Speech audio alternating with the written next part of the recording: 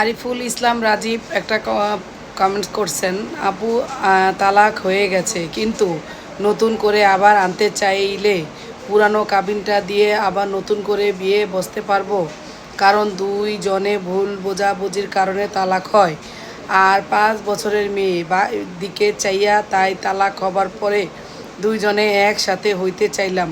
Please প্রিয় বোন একটা ভিডিও বানান আমার এলাকার আনসারটা নিয়ে।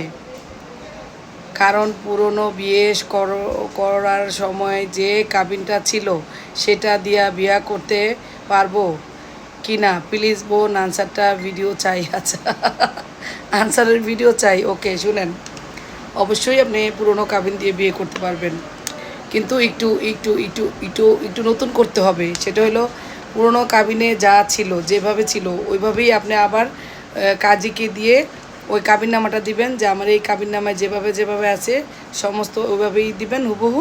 শুধু আপনার নতুন করে আবার মানে মানে বিয়েটা রেজিস্ট্রি করতে হবে। পুরনো কাবিননামাটা তো শেষ, তালাক দিয়ে দিছেন, তাই না? অনেক দিন হয়েছে। এখন ওই পুরানো কাবিনের ডেটটাও কিন্তু নতুন কাবিনে থাকতে হবে, কারণ আপনার 5 বছরের একটা বাচ্চা আছে।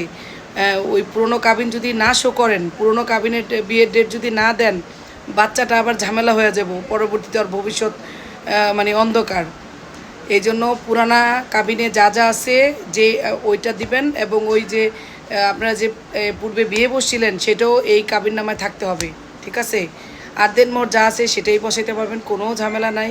আপনারা যে আবার পুনরায় এক হবেন এটাই তো আলহামদুলিল্লাহ, তাই না? এই তো, এই যে অনেক আর ঝামেলা করবেন না।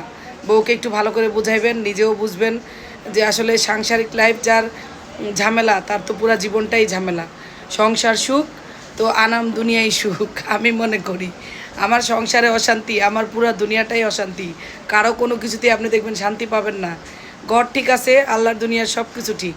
এজন্য দুইজনে আগে সুন্দর করে কথাবার্তা বলে সমস্ত কিছু ঠিক করে নেবেন, যে যা হয়েছে হয়েছে।